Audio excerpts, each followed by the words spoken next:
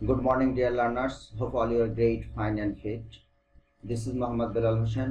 Welcome you once again to this class, and today I will discuss on rules of using preposition. আজকে আমি আলোচনা করব যে on কিভাবে একটি বাক্যে ব্যবহার করতে হয়। এছাড়াও আমরা দৈনন্দিন জীবনে অনেক কথা বলে থাকি, ইংলিশে বলার সময় অনকে কিভাবে বসাতে হয়, অনের সঠিক প্রয়োগ সম্পর্কে প্রথমত আমি আলোচনা করব। অন প্রিপোজিশনটি উপলক্ষ, বিষয়, নির্দিষ্ট দিন বা তারিখ, উপরিতলের সংস্পর্শ, তাৎক্ষণিক ফলাফল প্রভৃতি নির্দেশে ব্যবহৃত হয়। প্রথমত আমরা জানব উপলক্ষ বোঝাতে কিভাবে অন ব্যবহার করা হয়। As for example, my friend came on the occasion of my sister's marriage. অর্থাৎ এখানে একটা উপলক্ষ বোঝাচ্ছে যে আমার বোনের বিয়ে উপলক্ষে আমার বন্ধু এসেছিল। I congratulate you on your brilliant success. অর্থাৎ তোমার সেই উজ্জ্বল সাফল্যের জন্য আমি তোমাকে অভিনন্দন জানাই। তাহলে এখানে একটি উপলক্ষ করে অনকে ব্যবহার করা হয়েছে। তাহলে তোমরা নিশ্চয়ই বুঝেছো যে কোনো কিছু উপলক্ষ বোঝাতে অন ব্যবহার করা যায়। এখন আমরা জানবো কোনো কিছু বিষয় বোঝাতে অন বসে। Das capital is a book on social science, যে সামাজিক বিজ্ঞানের উপর রচিত দাস ক্যাপিটাল নামে একটি বই। অর্থাৎ কোনো বিষয়ের উপর কোনো কিছু লেখা বোঝাতে সেখানে অন বসানো যায়। এছাড়াও আরেকটি এক্সাম্পল দেখো, this is a fine book on grammar. এখানে বলা হচ্ছে যে গ্রামারের উপর এটা হচ্ছে একটা খুব ভালো বই। তাহলে বিষয়ভিত্তিক কোনো কিছু বোঝাতে, কোনো বিষয় সম্পর্কে বোঝাতেও অন বসে। নির্দিষ্ট দিন বা তারিখ এটা বোঝাতেও অন ব্যবহার করা হয়। As for example, we shall start for Cox's Bazar on Saturday. তাহলে যে শনিবারে আমরা কক্সবাজার উদ্দেশ্যে যাত্রা করব, এই যে নির্দিষ্ট দিন বোঝাচ্ছে, তাহলে নির্দিষ্ট কোনো দিন বোঝালে তার পূর্বে অবশ্যই অন বসাতে হবে। এরপর আমরা দেখব যে নির্দিষ্ট তারিখ বোঝাতেও অন ব্যবহৃত হয়। যেমন the meeting is suppose two be held on 25 June, যে জুনের 25 তারিখে মিটিংটি হওয়ার কথা রয়েছে। তার মানে এখানে একটি নির্দিষ্ট দিন বা নির্দিষ্ট তারিখ, নির্দিষ্ট ক্ষণ বোঝাচ্ছে, এই জন্য অন ব্যবহার করা হবে। অনেকে এটা ভুল করে ফেলে যে অনেক জায়গায় অ্যাট বসায়, আবার অ্যাটের জায়গায় অন বসায়।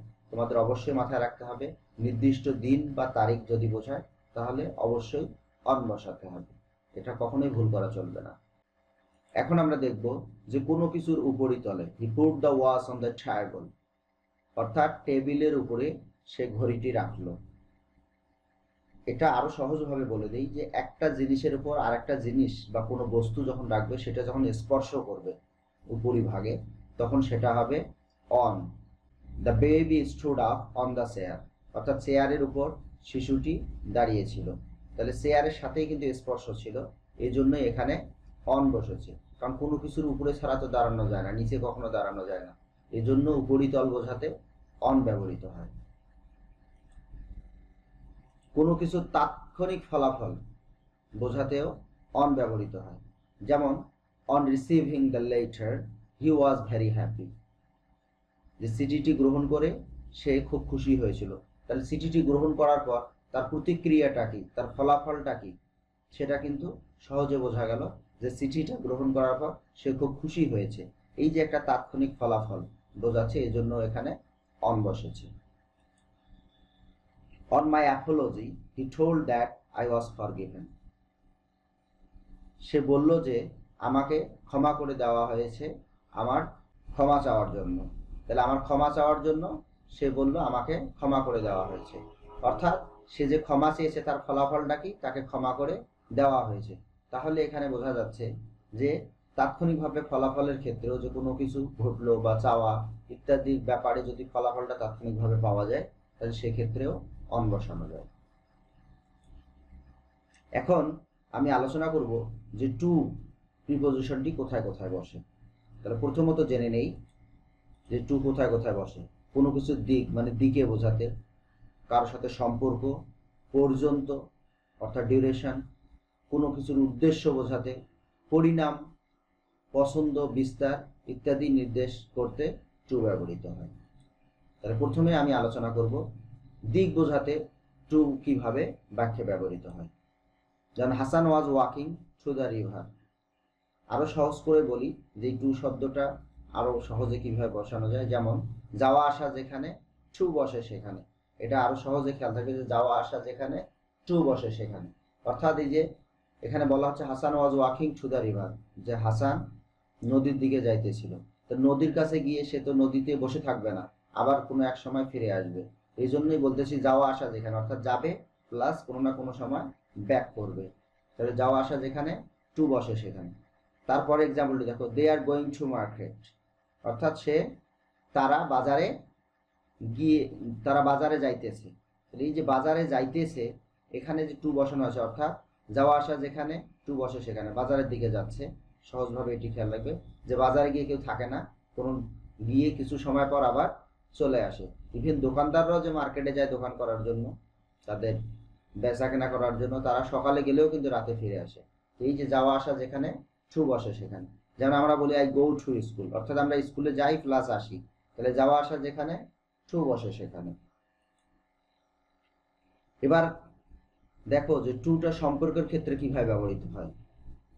যেমন what is she to you, সে তোমার কি হয়। তাহলে এখানে আমরা সম্পর্কের ক্ষেত্রে কিন্তু বলছি যে হোয়াটস শি টু ইউ, সে তোমার ক্ষেত্রে তোমার কি হয়। আবার দেখো দে আর ব্রাদার্স টু ইচ আদার, তারা একে অপরে ভাই। তার মানে এখানে বোঝানো হচ্ছে যে ইচ আদার, তারা দুজনে ভাই ভাই, তাদের মধ্যে সম্পর্কটা কিন্তু ক্লিয়ার করা হচ্ছে টু প্রিপোজিশন দ্বারা।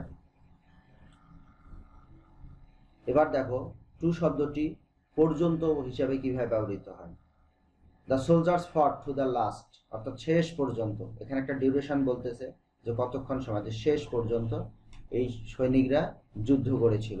তাহলে the soldiers fought to the last, শেষ অবধি বা শেষ পর্যন্ত সৈনিকরা যুদ্ধ করেছিল।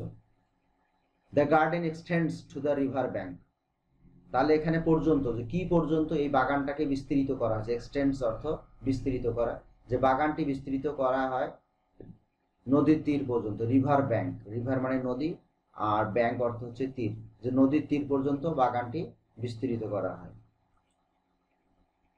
এখন দেখো উদ্দেশ্য বোঝাতেও টু ব্যবহৃত হয়। We invited him to the party, যে আমরা তাকে দাওয়াত করেছিলাম পার্টিতে। তাহলে কোথায় দাওয়াত করেছিলাম? পার্টিতে। একটা উদ্দেশ্য আছে যে পার্টিটা উদযাপন করা হবে, সেই পার্টিতে আমরা তাকে দাওয়াত করেছিলাম। I sent a letter to Kamal yesterday, তাহলে কার উদ্দেশ্যে আমি চিঠিটা পাঠিয়েছি?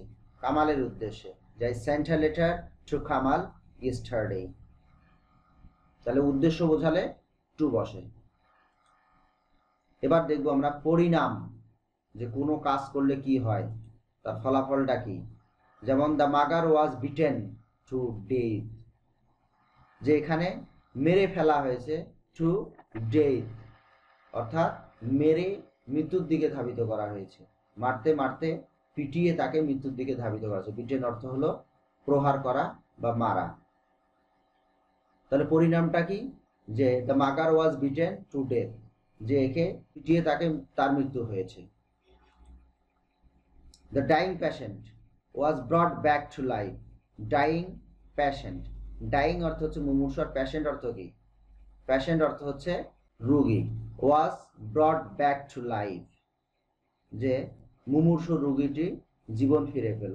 অর্থাৎ এর যে মুমূর্ষু মানে কি, মারা যাবে, সে আবার জীবন ফিরে পেল। পরিণামটা কি হলো? ফলাফলটা হলো সে আবার জীবন তার ফিরে পেয়েছে।